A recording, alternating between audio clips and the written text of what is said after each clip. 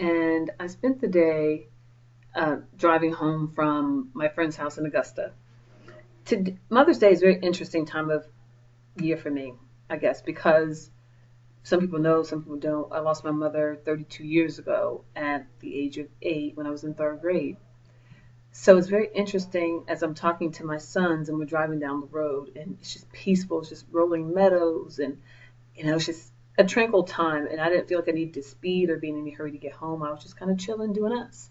And I started looking through my rearview mirror at my three sons, and each one of those boys represents a different stage of my life leading up to and after my mother's death.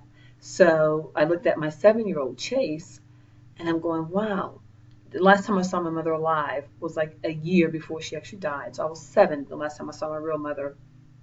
And I look at Chase and I go, wow, just looking at the size that he is and the innocence that he has, I would have never known at that time in 1980 at the time that a year from then I wouldn't have a mother. I did not know that. There was no signs of it at all. I just remember relishing in that, oh, I see my mom. And she had abandoned us a long time prior, me and my three sisters. And it was just such a great feeling to know that she was around. And I was just so excited. Fast forward a year later, she's gone. So my youngest sister, who was like 5 or 6 months at the time, never even met her. And then it was just me and the three girls, my older sister and the sister right below me. So it was a very interesting time in my life. And then I look at my 10-year-old and I go, okay, he's 2 years older than what I was when my mom died. And I wonder, back then, I don't even know that it all registered with me. I'm pretty sure it didn't, as a matter of fact, because it caught up with me like later on in life, like when I was in college, the whole brevity of the death of my mother, which is very, very interesting.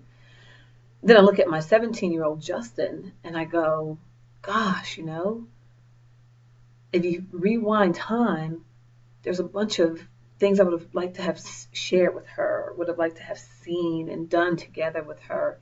And I often wonder, did I lose her, or did was that just part of the plan that she was removed out of my life based on some of the negative choices that she was making? And that's weird to say that, and I don't mean that in the worst kind of way, but I think if it hadn't have been for that momentous time in my life, that some of the sequence of events that happened post that may not have ever occurred, and it all that wrapped up together made me the person that I am today.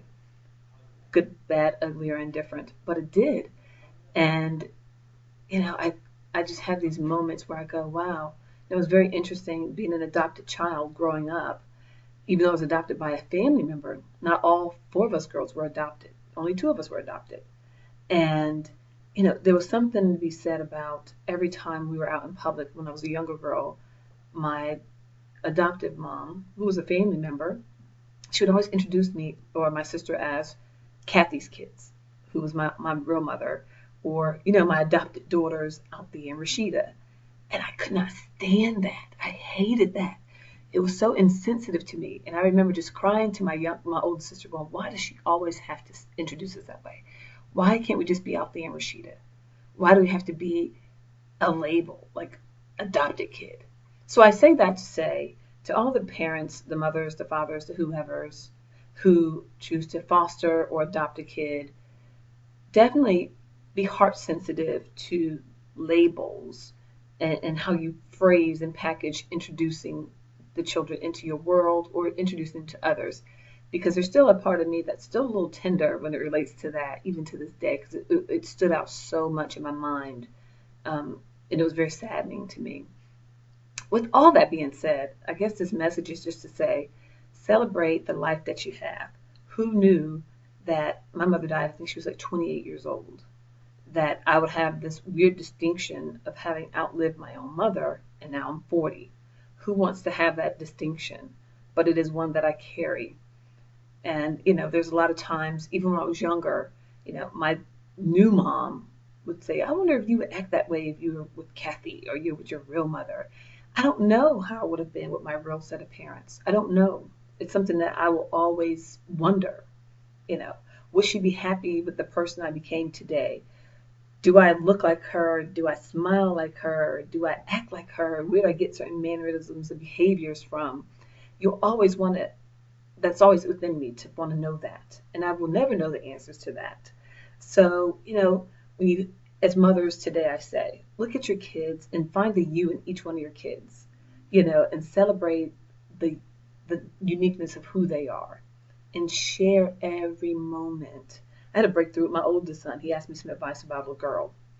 And he was like, well, should I text her? Should I see her in person? Email her? What should I do? They're in this weird texting age. But I was like, you know what? Pick up the phone and call her. Short of you being able to see the girl in person, pick up the phone and call her. So today he told me, he said, Mom, your idea worked. And he talked to a little girl yesterday, I guess. And so kudos for me because I now have a 1 point mom pass because I gave him the right answer. He was so proud of me. And I was like, oop, I did that one. So kudos to me.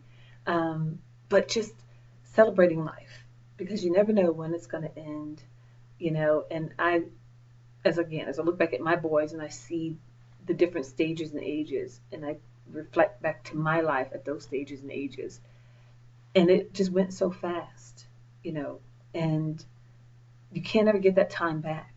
We think we have our parents, we think we have our kids and our loved ones forever. We know that's not true, but we live as if though it is true. So celebrate the uniqueness of life. Be inspired by the silly things that aggravate you, the happy times. That we didn't do anything fancy for Mother's Day, but Mother's Day is every day for me. So just driving down the road and talking with them and laughing with them and creating memories, that means so much more today than going out to some restaurant, um, you know, doing the typical status quo stuff, but just watching the cows. I pulled over a couple times, took pictures of cows and silos and just farmland and things. And then they were asking me questions. Why are you doing that? What does that mean? I was like, I'm just inspired by nature. And my son was like, oh, when are we going to get home? I'm like, it doesn't really matter. We're in the car, we're enjoying. They're watching their movie, and it was just a great Mother's Day overall. So happy Mother's Day again to everybody, and enjoy your children and enjoy life and live like it's your last day. Be encouraged.